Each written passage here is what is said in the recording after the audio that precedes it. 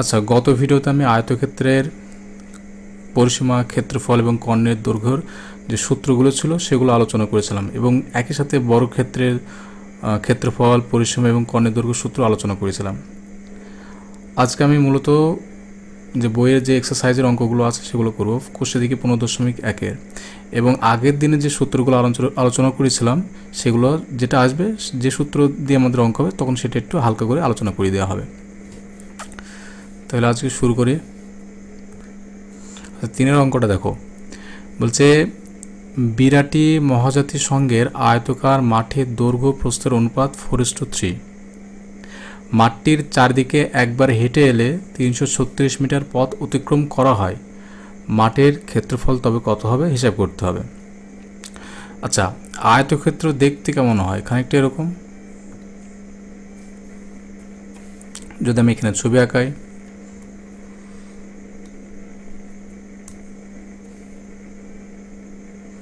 একটু অন্য কালার দিয়ে দিই। আচ্ছা, এটা একটা আয়তক্ষেত্র এবং এই যে লম্বা মাপটা দেখতে পাচ্ছ এটাকে বলা হয় দৈর্ঘ্য। এই ওপরে এবং নিচেরটা লম্বা, তাই না, বড় মাপ, তাহলে এই দুটোকে বলা হয় দৈর্ঘ্য। এবং এই পাশের দুই পাশের যে মাপ সেই দুটো ছোট মাপ, এদেরকে বলা হয় প্রস্থ। এখানে দৈর্ঘ্য এবং প্রস্থ দুটো একসঙ্গে দেওয়া নেই, তাদের অনুপাত দেওয়া আছে। যদি দৈর্ঘ্যটা 4 হয়, তাহলে প্রস্থটা হবে 3, এরকমভাবে দেওয়া আছে। অনুপাত মানে হচ্ছে তুলনা করে লেখা। দৈর্ঘ্য প্রস্থের অনুপাত 4:3, এই কথাটার মানে হচ্ছে দৈর্ঘ্য 4 হলে প্রস্থ 3 হবে, দৈর্ঘ্য 8 হলে প্রস্থ 6 হবে, এমন। তাহলে এক্স্যাক্টলি দৈর্ঘ্য এবং প্রস্থ দেওয়া নেই, যখন এরকমভাবে অনুপাত দেওয়া থাকবে তখন নিয়ম হচ্ছে ধরে নেওয়া। আমরা এখানে ধরে নেব, যেহেতু দৈর্ঘ্য দেওয়া নেই, ধরে নেব মাঠের, এই মাঠটা আয়তকার, ওই জন্য আয়তকার না লিখলেও চলবে। মাঠের দৈর্ঘ্য সমান 4x। এই অঙ্কটা মিটার দিয়ে দেওয়া আছে, ওই জন্য আমরা অঙ্কটাকে মিটার দিয়ে লিখব। যদি সেন্টিমিটার দিয়ে লেখা থাকতো তাহলে অঙ্কটা আমরা সেন্টিমিটার দিয়ে করতাম। মাঠের প্রস্থ কত? 3x। আমরা এরকমভাবে ধরলাম, তার কারণ হচ্ছে দেখো, আবার যদি আমি উল্টিয়ে অনুপাত করে দিই, দৈর্ঘ্য এখন 4x আর প্রস্থ 3x, 4x এবং 3x যদি আমি অনুপাত করি তাহলে আবার কি সেই 4:3 ফিরে আসবে। তার মানে অনুপাত যেটা বইতে দেওয়া ছিল সেটা এখনও মেনটেন করেই লিখেছি আমি। তো যখন অনুপাত দেওয়া থাকবে, যে কোনো অঙ্কতে এরকমভাবে অনুপাত দেওয়া থাকলে আমরা এই এক্স বা কোনো এ বি এরকম কোনো কিছু দিয়ে গুণটুন করে আমরা সেটাকে ধরে নেব। আচ্ছা, এইবার তাহলে মাঠের দৈর্ঘ্য এবং প্রস্থ পাওয়া গেছে। দৈর্ঘ্য প্রস্থ জানা গেলে বা জানা থাকলে আমরা যে কোনো কিছু বার করতে পারবো আয়তক্ষেত্রে, পরিসীমা, ক্ষেত্রফল, কর্ণের দৈর্ঘ্য সব কিছুই। কিন্তু কোশ্চেন এখানে বলে দেওয়া আছে যে এই মাঠের চারি ধার বরাবর এক পাক হেঁটে গেলে মোট পথ হয় 336 মিটার। দেখো, মাঠটির চারি ধার বরাবর, আমি লাল করে দিচ্ছি, মাঠটির চারি ধার বরাবর এক পাক হেঁটে গেলে 336 মিটার পথ অতিক্রম করা হয়। চারি ধার বরাবর হেঁটে যাওয়া মানে কি? পরিসীমা সেটা। তাহলে এখানে ঘুরিয়ে পরিসীমায় দেওয়া আছে, তাহলে আমরা এবার লিখব মাঠটির পরিসীমা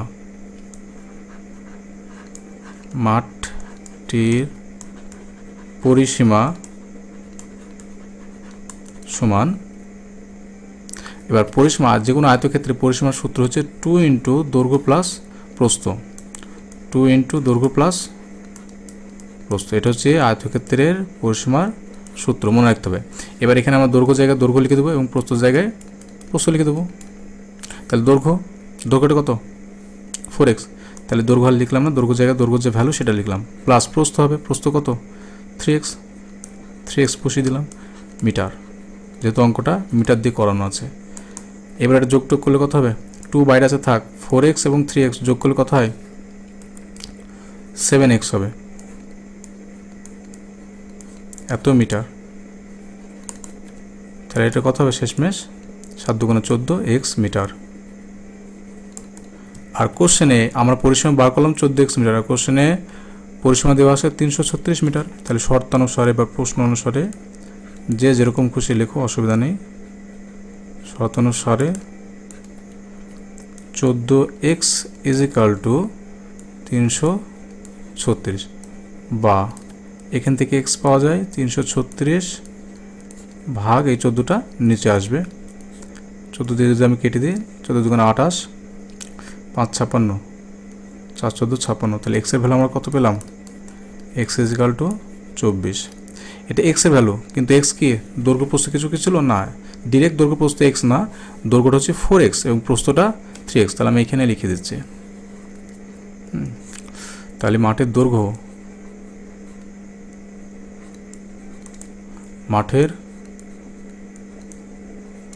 দৈর্ঘ্য সমান কত ছিল? 4x। তাহলে এখন আমি 4 লিখবো এবং এক্সটার সাথে গুণ হয়েছিল, এক্সের জায়গায় এক্সের ভ্যালু কত? 24 বসিয়ে দেবো। ছিল মাঠের দৈর্ঘ্য কত ছিল? 4x ছিল। তাহলে 4 জায়গায় 4 লিখলাম, এক্সের জায়গায় এক্সের যে ভ্যালু কত? 24, সে 24টা বসিয়ে দিলাম। তাহলে এত মিটার। 4 24 কত? 96 মিটার। মাঠের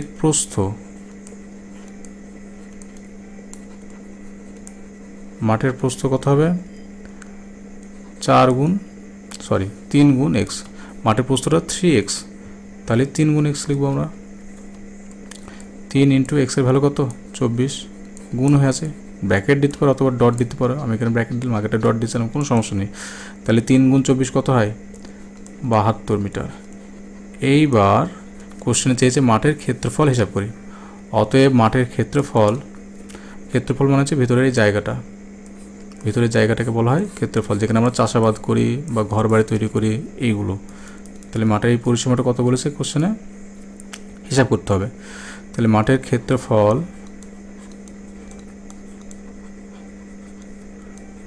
ক্ষেত্রফল ইজ ইকাল টু কত? আচ্ছা, ক্ষেত্রফলের সূত্র ছিল দৈর্ঘ্য গুণ প্রস্থ। আগের দিন আমি এটা করেছিলাম, লিখে দিয়েছিলাম দৈর্ঘ্য গুণ প্রস্থ। এবার এটা লেখার দরকার নেই, দৈর্ঘ্য গুণ প্রস্থটা না লিখে ডিরেক্ট দৈর্ঘ্যের জায়গায় দৈর্ঘ্যের ভ্যালু কত? 96 বসিয়ে দিলাম। প্রস্থের জায়গায় প্রস্থের ভ্যালু কত? প্রস্থের ভ্যালু 72 বসিয়ে দিলাম। এইবার এই ক্ষেত্রফল সবসময় বর্গ এককে হয়। সবাই আমি এগুলো মিটার লিখেছিলাম তাই না? কিন্তু ক্ষেত্রফল লিখলে অবশ্যই সেখানে বর্গ শব্দটা ইউজ করতে হয়। বর্গ মিটার, বর্গ সেন্টিমিটার, এরকম। শুধু বর্গমিটার লিখলাম, বর্গমিটার মানে বর্গমি। এটা গুণটুন করলে কত হবে? তাহলে এই গুণটা করলে কত হবে? 96 ইন্টু 72, দেখি 96 72, 6 দুগুণে 12 19। আচ্ছা, 42 7 63 67 2 1 9 6।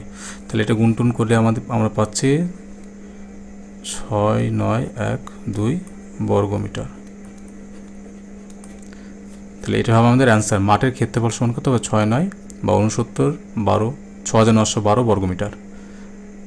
কমপ্লিট। এবার আসছে চারের অঙ্কটাতে বলেছে প্রতি বর্গমিটারে 3.50 টাকা হিসাব করে সমরদের একটি বর্গাকার জমি চাষ করতে খরচ হয় 1400 টাকা। প্রতি মিটারে 8.50 টাকা বা 8.5 টাকা হিসাবে সমরদের জমিটির চারধারে একই উচ্চতার তারের বেড়া দিতে কত খরচ হবে হিসাব করতে হবে। তাহলে এখানে বলেছে প্রতি বর্গমিটারে 3.50 টাকা খরচ হয়। আচ্ছা, বর্গাকার জমি চাষ করতে মোট খরচ হচ্ছে 1400 টাকা। এই কথাটা যদি আমি একটু ঘুরিয়ে লিখি, দেখো তো, 3.5 বা 50 টাকা খরচ হয় 1 বর্গমিটার জমি চাষ করতে। আচ্ছা, যদি বলি 1 টাকা খরচ হয় কত বর্গমিটারে, তাহলে নিশ্চয়ই এই 3.50 ঐকিক নিয়ম অনুসারে এটা নিচে আসবে। 3.50 এত বর্গমিটার জমি চাষ করতে। তাহলে মোট খরচ হয়েছিল 1400 টাকা। তাহলে 1400 টাকা খরচ হয়, 1400 টাকা খরচ হবে নিশ্চয়ই, 1400 পড়ে যাবে, 3.50 নিচে থাকবে এত বর্গমিটার জমি চাষ করতে।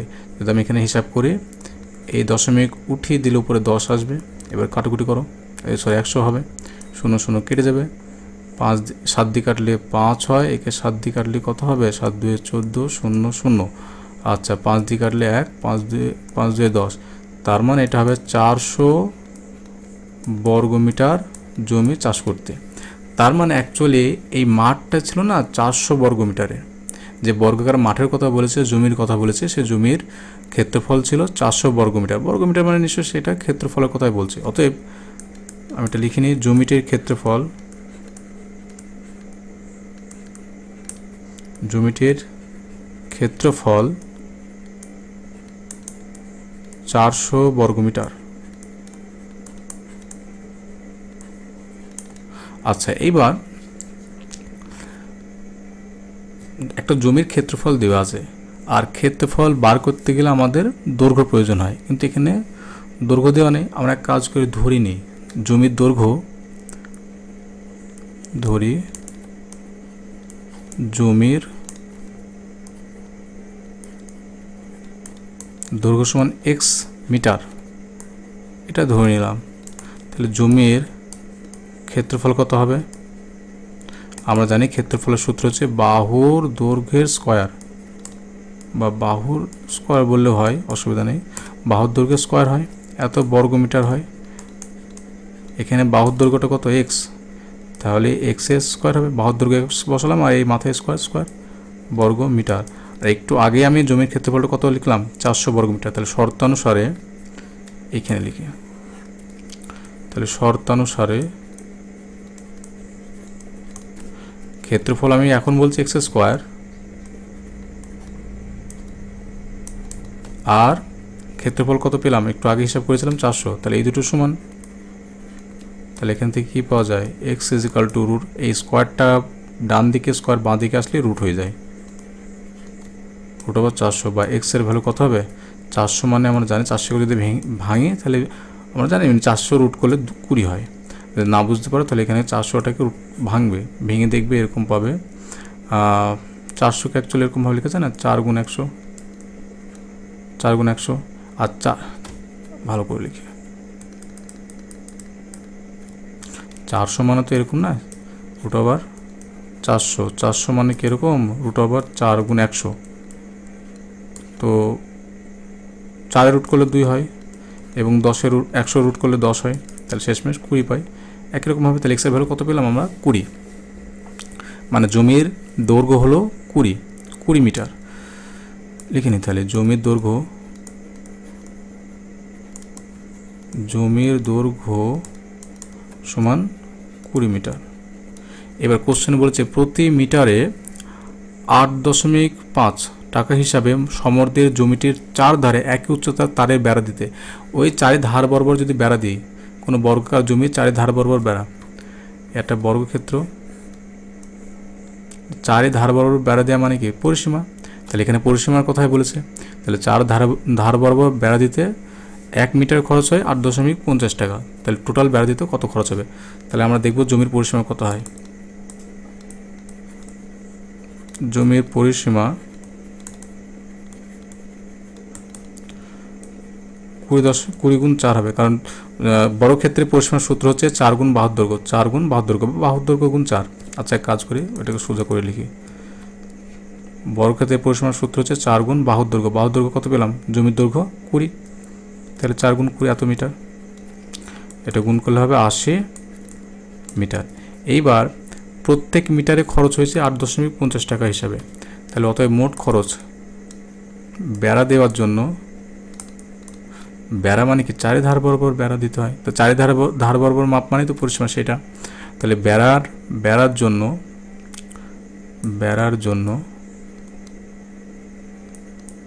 জন্য মোট খরচ সমান 80, 1 মিটারের খরচ হচ্ছিল এটা 8.50 বা 8.5, আমি তাহলে 8.5 দিয়ে এটাকে গুণ করে দেব, এত টাকা।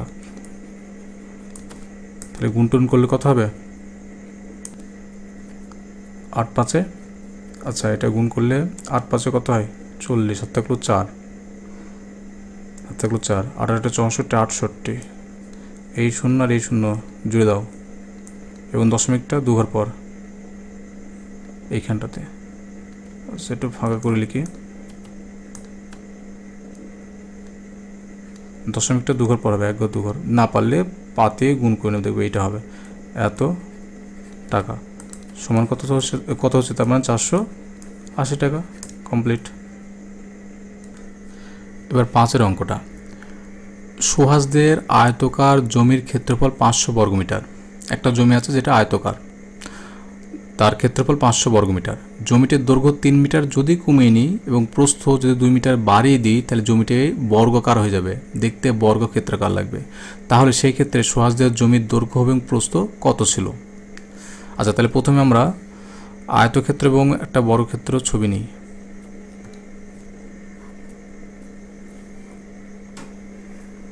এই মোটামুটি একটা আয়তক্ষেত্র, কালার চেঞ্জ করতে পারি আমরা, অসুবিধা নেই, একটা হলুদ কালার নিই।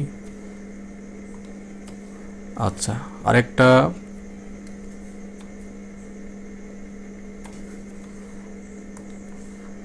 বর্গক্ষেত্র নিই,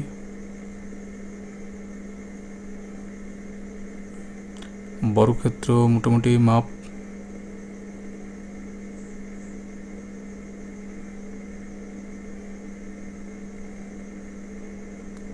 এটা একটা বর্গক্ষেত্র হলো, এটা একটা অন্য কালার নেই, লাল কালার নেই।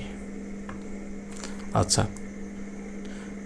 কোশ্চেন বলেছে সুহাসদের জমিটা প্রথমে আয়তকার ছিল, এরকম দেখতে ছিল, তারপরে যদি জমির দৈর্ঘ্য 2 মিটার, এই যে দৈর্ঘ্যটা এটা 2 মিটার কমিয়ে নিচ্ছে, এটা এখান থেকে বাদ, মানে দৈর্ঘ্যটা খানিকটা এরকম, দৈর্ঘ্যটা মনে করো যে এত লম্বা ছিল, দৈর্ঘ্যটা মনে করো এরকমভাবে কেটে নিচ্ছে, এতটা বাদ দিয়ে দিচ্ছে বা এতটা বাদ দিয়ে দিচ্ছে, তাহলে সেক্ষেত্রে জমির দৈর্ঘ্যটা কি কমে এখন এরকম পজিশনে আসবে। আর প্রস্থ যেটা আছে, প্রস্থ মানে এই মাপটা 2 মিটার বাড়াতে বলেছে, মানে এই দিকটা সামনে, এই দিকেও বাড়বে, এই দিকেও বাড়বে, তাহলে শেষমেশ এই জমিটা কি এরকম হয়ে যাবে না, এরকম হয়ে যাবে, তাহলে দেখতে খানিকটা কি বর্গাকার হয়ে যাবে। তার মানে আমি বলতে চাচ্ছি যে জমিটাকে আয়তকার ছিল, দৈর্ঘ্য 3 মিটার কমিয়ে নিলাম এবং প্রস্থ 2 মিটার বাড়িয়ে নিলাম, দিয়ে শেষমেশ আমরা পেলাম এইটা, এই বর্গক্ষেত্র পেলাম। লক্ষণীয় ব্যাপার হচ্ছে বর্গক্ষেত্র যদি হয়ে যায় তাহলে সেক্ষেত্রে দৈর্ঘ্য এবং প্রস্থ, এই মাপটা এবং এই মাপটা, এটাকে যদি আমরা দৈর্ঘ্য বলি এবং এটাকে যদি প্রস্থ বলি, সেক্ষেত্রে দেখো এই মাপ আর এই মাপের কোনো পার্থক্য নেই, একদম হুবহু একই রকমের। তাহলে প্রথমে আমরা ধরে নিচ্ছি আয়তকার যে জমি প্রথমে ছিল, আয়তকার জমি, তার দৈর্ঘ্য ধরে আয়তকার জমির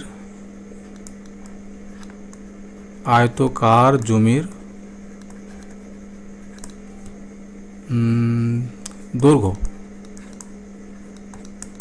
সমান x মিটার, প্রস্থ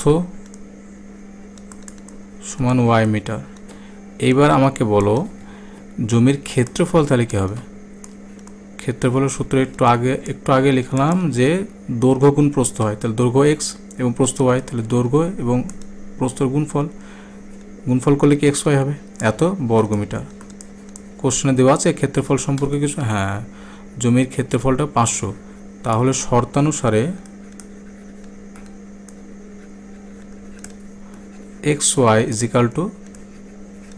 500, সেখান থেকে x এর ভ্যালু আমরা কি পেতে পারি, 500/y। আচ্ছা, তাহলে xটা ছিল দৈর্ঘ্য, যেটা প্রস্থর মাধ্যমে লিখলাম 500/y, তাহলে এটা আমরা ধরে রাখছি, এটাকে 1 নম্বর দিতে পারবো, এরকম এমনি রাখতে পারো, অসুবিধা নেই। এবার যে শর্তগুলো বলেছে, জমির দৈর্ঘ্য 3 মিটার কমালে, জমির দৈর্ঘ্য 3 মিটার কমিয়ে নিলে, হ্যাঁ, কাজ করে লাল কালি দিয়ে হাইলাইট করি, জমির দৈর্ঘ্যটা 3 মিটার কমালে, তাহলে এখন কি লিখব, অতএব দাগ দিয়ে এখানে লিখিনি, জমির দৈর্ঘ্য 3 মিটার কমলে, 3 মিটার কমলে হয় কেমন হবে দেখতে, x - 3 হবে, এত মিটার। এবার x যেটা ছিল না, x এর মান আমরা কি পেয়েছি, 500/y, তাহলে আমরা এখানে 500/y লিখব, -চিহ্ন। কী করলাম তাহলে, এখানে আগে যে জমি ছিল x সেটা লিখলাম, তার থেকে 3 কমাতে বলেছে, তার থেকে 3 কমাতে বলেছে, তাহলে 3 কমিয়ে দিলাম, এক্স থেকে 3 বাদ দিলাম। এবার এক্সের একটা ভ্যালু পেয়েছি আমরা, এক্সের ভ্যালু কী পেয়েছে 500/y। তাহলে এক্সের জায়গায় এক্স না রেখে এক্সের যে ভ্যালুটা 500/y সেটা এখানে বসিয়ে দিলাম, এক্সের জায়গায় এক্সের ভ্যালু 500/y, বাস এত মিটার হবে। আচ্ছা জমির দৈর্ঘ্য, এই জমির প্রস্থ আর কি বলেছে 2 মিটার বাড়াতে হবে। প্রস্থ কত ছিল, আগে ছিল y, তাহলে y 2 মিটার, ও আচ্ছা ওই ভাষাটা তো লেখা হলো না, জমির প্রস্থ 2 মিটার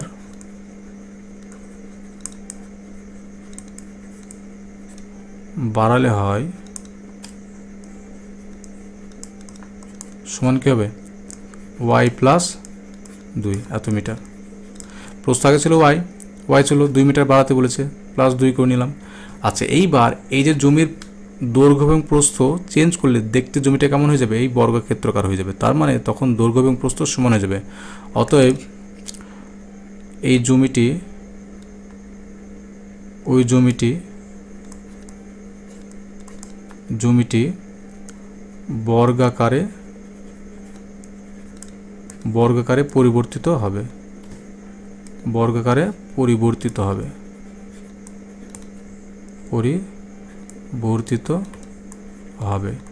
আর বর্গক্ষেত্রে পরিবর্তিত হওয়া মানে হচ্ছে দৈর্ঘ্য এবং প্রস্থ সমান। আমরা দৈর্ঘ্য কত পেলাম এইটা, তাহলে প্রশ্ন অনুসারে বা শর্তানুসারে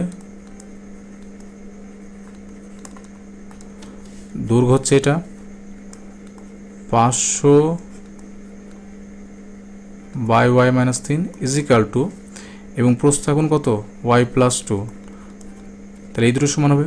মানে দৈর্ঘ্য এবং প্রস্থ চেঞ্জ করার জন্য সেটা বর্গক্ষেত্রে পরিণত হয়ে গেছে, আর বর্গক্ষেত্রে পরিণত হওয়া মানে তাদের দৈর্ঘ্য এবং প্রস্থ সমান। এখন দৈর্ঘ্য এটা, এখন দৈর্ঘ্য প্রস্থটা এটা, তাহলে এই দুটো সমান হবে। তাহলে বা ক্যালকুলেশন হবে এবার 500, আচ্ছা এক কাজ, ওয়াইটা না লসাগু হবে, নিচের y লসাগু 500 - 3y is equal to y plus 2, বা 500 - 3y is equal to y square plus 2y, বা আচ্ছা সব ওই দিকে নিয়ে যায়, সব ডান দিকে নিয়ে যাব, তাহলে 0 ইজিক্যাল টু সব ওই দিকে নিয়ে যাব y square plus 2y plus 3y, এই 3yটা এইদিকে আসলে প্লাস 3y হয়ে যাবে। আমরা জানি সমানে বাঁ দিক থেকে ডান দিকে জিনিস নিয়ে গেলে চিহ্নটা চেঞ্জ হয়, এখানে মাইনাস আছে, এইদিকে আসলে প্লাস 3y হয়ে যাবে। আচ্ছা 500 চিহ্ন কিছু নেই মানে এখানে প্লাস আছে, এইদিকে আসলে -500। আচ্ছা চলো, আর হ্যাঁ এখানে কোনাকাটি গুণ করেছিলাম, একের সঙ্গে 500 3y গুণ করলে এটা হয়, আর ওয়াইয়ের সঙ্গে এটা গুণ করলে ওয়াইয়ের সঙ্গে এটা y গুণ করলে y স্কোয়ার, ওয়াইয়ের সঙ্গে 2 গুণ করলে 2y হয়। আচ্ছা তারপর স্টেপ হচ্ছে এটা, বা 0 is equal to y square plus 2y আর 3y যোগ করলে 5y মাইনাস 500। এবার একটু ঘুরিয়ে লিখি, আচ্ছা এটা না দাগ দিয়ে দিই একটা, তাহলে y square plus 5y minus 500 is equal to 0। আচ্ছা এখানে জায়গা হচ্ছে না, তাহলে পরে পেজে করা যাক। আচ্ছা এখানে লিখে দিই একটুখানি, বা এই 500কে ভেঙে আমরা 5 মেলাবো, এটা কি বলতো মিডল টার্ম, ক্লাস 8-এ ছিল এগুলো। এইটাকে ভেঙে দুটো সংখ্যা লিখতে হবে যাতে করে এই বিয়োগ করে 5 মেলে। অ্যাকচুয়ালি নাম্বার দুটো কথা না, এটা যদি যারা মিডল টার্ম ভালো করে শিখেছে তারা সহজেই বলতে পারবে, আর যারা শেখো তাদের জন্য একটু মুশকিল হবে।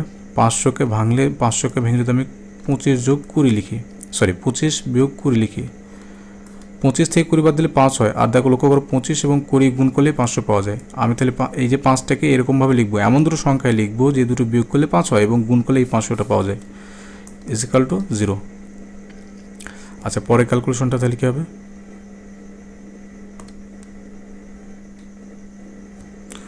বা y square plus 25y minus 20y, ঠিক লিখলাম তো?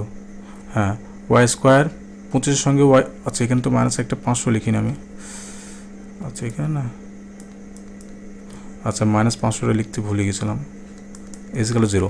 আচ্ছা এবার এটা গুণ টুন করলে y square plus 25y minus 20y হবে -500, দেখি ঠিক আছে। আচ্ছা এক কাজ করি, ওই আগের লাইনটা না এখানে আরেকবার লিখছি, এটা ছিল y স্কোয়ার প্লাস 25 মাইনাস 20, এই লাইনটা লেখার দরকার নেই, আমি আরেকবার লিখছি বোঝানোর সুবিধার্থে। 500 ইজ ইকুয়াল টু 0, এটা ছিল আগে, এই লাইনটা ছিল। আচ্ছা, এখান থেকে দেখো ওয়াই স্কোয়ার লিখলাম, 25 সঙ্গে ওয়াই গুণ করলে 25y, মাইনাস 20 সঙ্গে ওয়াই গুণ করলে minus 20y, minus 500 is equal to 0। এইবার এখান থেকে এখানে দুটো ওয়াই, এখানে একটা ওয়াই কমন, তাহলে ওয়াই প্লাস 25 থাকবে, মাইনাস 20 কমন নিলে ওয়াই, মাইনাস 20 কমন দিলাম, তাহলে এখানে একটা ওয়াই থাকবে, মাইনাসটা চেঞ্জ হয়ে কী হয়ে যাবে, যেহেতু মাইনাস চিহ্ন কমন তাহলে মাইনাস চিহ্নটা প্লাস হয়ে যাবে। 500 থেকে 20 কমন নিলে 25 থাকে, কারণ 25 আর 20 গুণ করলে আবার 500 ফ্রি পাওয়া যাবে, ইজ ইকুয়াল টু 0। তাহলে এখান থেকে পাওয়া যায় এই টার্মটা কমনের সাথে ব্র্যাকেট ওয়াইটা পড়ে থাকবে আর মাইনাস 20টা পড়ে থাকবে, ইজ ইকুয়াল টু 0। এইবার দুটো টার্মের গুণফল 0, তার মানে কি আমরা বলতে পারি হয় y plus 25 is equal to 0, অথবা দুটো টার্মের গুণফল 0 হলে তারা আলাদা আলাদাভাবে 0 হয় এ 0 হবে, না হয়তো এ 0 হবে। তাহলে ওয়াই প্লাস 25 0, অথবা ওয়াই মাইনাস 20 0। তাহলে ওয়াই প্লাস যদি 25 হয় তাহলে এখান থেকে কী পাওয়া যায়, y is equal to minus 25, আর এখান থেকে কী পাওয়া যায়, ওয়াই ইজ ইকুয়াল টু শুধু 20। এখন বিষয়টা হচ্ছে এক্স ওয়াই এগুলো ধরা হয়েছিল আমার, দেখো এক্সটা ছিল দৈর্ঘ্য, ওয়াইটা ছিল প্রস্থ। এখন কোনো আয়তক্ষেত্রের দৈর্ঘ্য এবং প্রস্থ, আমি ওয়াইটা নিয়ে ক্যালকুলেশন করেছি, এখানে ওয়াই নিয়ে ক্যালকুলেশন হয়েছে। তো ওয়াইটা ছিল আয়তক্ষেত্রের প্রস্থ কি কখনো নেগেটিভ হতে পারে? কখনোই প্রস্থ নেগেটিভ হয় না। কোনো লেন্থ, কোনো কিছু দৈর্ঘ্য, এরকম লেন্থ, হ্যাঁ, এটা আয়তক্ষেত্রে এই যে প্রস্থ, এই যে মাপটা, এই মাপ কোনোদিন নেগেটিভ হয়? আমরা কি বলি যে কোনো কিছুর দৈর্ঘ্য -7 মিটার, -2 মিটার, কখনো বলি না। তার মানে প্রস্থ কখনোই নেগেটিভ হয় না, মাপ কখনো নেগেটিভ হয় না, মানে কোনো কিছু দৈর্ঘ্যের মাপ কখনো নেগেটিভ হয় না। তাহলে যে প্রস্থের মাপ আমরা নেগেটিভ পেয়েছি, এটা কিন্তু নিতে পারবো না, অতএব লিখব যে প্রস্থ কখনোই ঋণাত্মক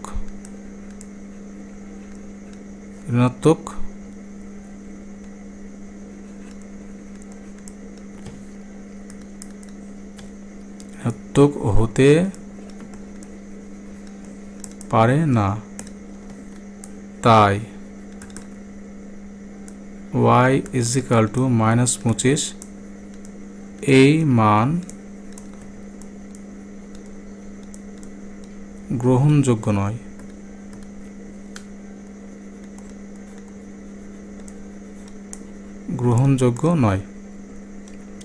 অতএব y এর কোন ভ্যালুটা নেব আমরা, y ইজ ইকাল টু সবসময় 20 নেব। অতএব x ইজ ইকাল টু কী হবে, আর x ছিল কি 500/y, তাহলে x এর ভ্যালুটা আমরা বার করে নেব। x ইজ ইকাল টু ছিল 500/y, y জায়গায় y এর মান বসিয়ে দাও, কাটবে 2 আর 50 কাটলে কত হবে, 25 হবে। তাহলে x এর ভ্যালু আমরা কত পাচ্ছি, 25। অতএব পরের লাইন,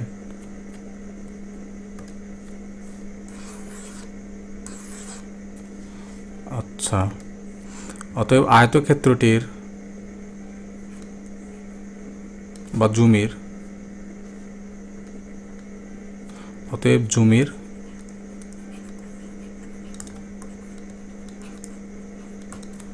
দৈর্ঘ্য ছিল, দৈর্ঘ্যটা x ধরা হয়েছিল, xটা কত পেলাম, 25 মিটার, এবং প্রস্থ ছিল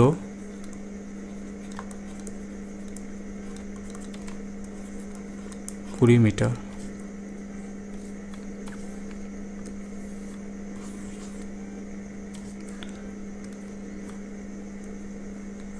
তাহলে এই হলো অঙ্ক। তাহলে বাকি অঙ্কগুলো পরে হয়তো করানো হবে, আজকে এই পর্যন্ত করানো হলো। বাড়িতে বেশি বেশি অঙ্কগুলো করো তাহলে, ঠিক আছে।